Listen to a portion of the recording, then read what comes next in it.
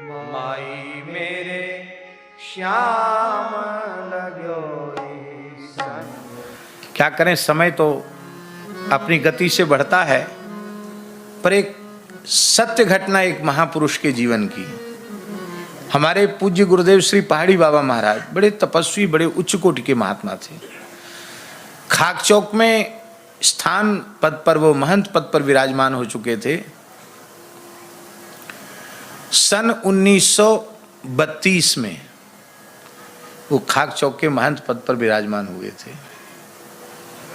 वो कहते हमें सन संबत याद नहीं रहता, पर हमें ये सन याद रहती। क्यों? बोले 32 में महंताई हुई, 32 ही व्यवहार अखाड़े और महंतों को जो महंताई में व्यवहार दिए जाते 32 दिए जाते गए थे। अब तो महंत भी बहुत बढ़ गए, स्थान भी बहुत बढ़ गए। पहले गिने चुने स्थान थे वृंदावन में भी। तो बोले कि हमारे मन में बड़ी व्याकुलता हुई कि कहाँ भजन के लिए आए थे, कहाँ महंती के चक्कर में पड़ गए, अभी भगवान तो मिले नहीं। तो ऐसी व्याकुलता हुई, अपने गुरु भाई के सहारे सब व्यवस्था छोड़कर खाक चौक की। कार्तिक पुणे का भंडारा हो गया था, अगन महीना शुरू हुआ, तो सब जमुना जी नहाते थे उस समय सब। तो कहते 2:30 बजे हम अपना कमंडल लेके जाते थे। 2:30 बजे जैसे ही कमंडल लेके गए तो किसी ने पूछा नहीं, रोज जाते थे। कमंडल लेके गए तो लौट के नहीं आए, चले गए सीधे जमुना जी के सहारे मथुरा, और फिर वहां से उज्जैन की तरफ चले गए। उज्जैन क्यों गए? बोले उज्जैन हमारे मन में यह था कि कागभूषुंडी जी पर भले ही श्राप के रूप में कृपा भई, उज्जैन में कृपा हुई, इसलिए चलो उज्जैन चलते हैं, ऐसा बोले मन में आया। तो कहते मन में इतनी व्याकुलता थी कि हमको ऐसा कुछ हो जाए कि हमको भगवान की अनुभूति हो जाए। और उस समय हठयोग आदि की क्रियाओं में महाराज जी निष्णात हो चुके थे। नेति, धोती, वस्ती, शंख प्रचालन और सब आसन, प्राणायाम एक दिन में 80 प्राणायाम। उनकी आसन शरीर से ऊपर, जमीन से ऊपर उठ जाता था आसन के प्राणायाम में। अनेक प्रकार की, मतलब कोई सामान्य स्थिति नहीं थी उनकी। योग में बहुत ऊंची स्थिति उनको प्राप्त हो गई थी, लेकिन जिसे जो चाहते थे वो नहीं मिला था उनको। तो महाराज जी कहते कि हम रेल की पटरी के सहारे पैदल पैदल चलते कई दिन लगे, देवास के जंगल में पहुंच गए। तो देवास के पास एक कोई जंगल में ही कोई शिवालय था। तो शिवालय में लेट गए, पुराना सा शिवालय था। लेट गए, बहुत थके हुए थे, लेट गए तो नींद आ गई। लेटे ही थे कि शायद अर्धरात्रि का समय होगा, बड़ी जोर का डमरू बजा और मेरी जटाओं को पकड़कर किसी ने खींचा। तो बोले जैसे ही मैंने मेरी जटाओं को खींचा तो हम उठ के बैठ गए। मैंने नेत्र खोल के देखा तो दिव्य प्रकाश पुंज के मध्य में साक्षात भगवान शिव,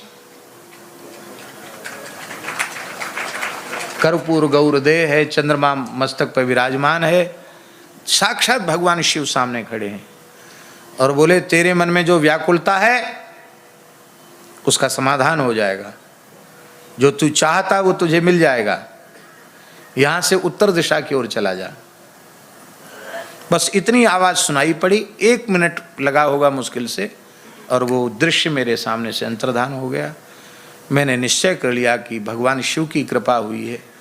अब हम तब तक उत्तर दिशा नहीं छोड़ेंगे जब तक कोई भगवत प्राप्त पुरुष जो भगवत साक्षात्कार करा सके ऐसे महापुरुष न मिल जाए। दूल्हे आगे बढ़े। ठंड का, अगहन के महीने में ठंड शुरू हो जाती है, जंगल में तो वैसे ही कुछ शीत अधिक हो जाती है। तो बोले रात्रि को जा रहे थे, एक नंगा लड़का सामने आया। अब बुद्धि ने ये काम नहीं किया कि ये इतनी रात में घोर जंगल में नंगा लड़का कहाँ से? 5-7 साल का नंगा लड़का, शरीर पर कुछ नहीं, लंगोटी तक नहीं। तो हमने उनसे कहा बालक भगवान, यहाँ कोई महात्मा रहते हैं उत्तर की तरफ? हाँ महात्मा तो रहते हैं। ऐसे महात्मा रहते हैं जो मिट्टी छू दें तो मिश्री बन जाए। जाओ, चले जाओ उनके पास। और वो बालक का पता नहीं कहाँ चला गया। अब हम वहां से सीधे चले तो वहाँ, ये देवास के जंगल की बात है, वहाँ एक चमेली का झाड़ था, एक कुआ था, कुइया थी, चमेली होती नहीं लता, चमेली की लता का झाड़ था, और उसी झाड़ के सारे एक महात्मा पड़े थे, एक गुदड़ी थी उन पे, उनके जटा ऐसे झाड़ पे ऐसे मतलब फैले हुए थे और वो ऐसे पड़े थे। आकर उन्होंने प्रणाम किया महाराज जी ने। उनसे भी पूछते थे कि यहाँ कोई महात्मा रहते हैं क्या, और वो महात्मा तो वही थे। उन्होंने कहा देखो रास्ते में तुमको भगवान शिव का दर्शन हुआ है, और फिर जो बालक तुमको मिला था ना वो साक्षात सनत कुमार जी थे। सनकादिकों में जो सबसे छोटे हैं सनत कुमार जी वो थे, वो मिले तुमको। हमारे पास ही दोनों ने भेजा है। अब बच्चा ऐसा करो कि स्नान कर लो पहले। स्नान कर लिया, धूना चैतन्य था, बैठ जाओ यहाँ। बैठते ही उन्होंने कहा कि तुम्हारा जन्म अमुक जिले में अमुक गांव में सनाढ़ विप्र कुल में जन्म हुआ है, तुम्हारा घर का नाम पंडित देवीराम उपाध्याय है, तुम अमुक जगह तुम्हारा गुरु स्थान है, इतना इतना साधन कर चुके हो फिर भी कुछ मिला नहीं है, इसलिए तुम यहाँ आए हो। आश्चर्य, ऐसे बता रहे हैं जैसे बिल्कुल सब पूरी जीवन बचपन से लेकर अब तक की घटना, कैसे घर छोड़ा सब बता दिया। तो हमारे मन में तुरंत आया कि अरे ऐसी सिद्धियां तो लोगों को होती हैं जो बता देते हैं। जैसे मेरे मन में इधर उधर अपने दिमाग को मत ले जा, अब मत भटके, अब आ गया तो स्थिर हो जा, बैठ जा। बोल बैठ गए। फिर उन्होंने कृपा कर दी। बहुत समय तक उनके साथ महाराज जी रहे और चित्रकूट में साधन किया तो महर्षि अत्रि का दर्शन हुआ उनको।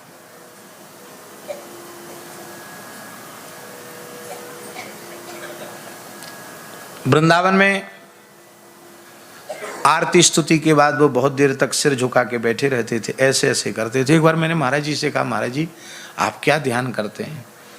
बच्चा किसको बतावें, श्री नारद जी, सुखदेव जी, सनकादिक भगवान, व्यास, वाल्मीकि सब वृंदावन में विचर रहे हैं, उन्हीं संतों को प्रणाम करता हूं।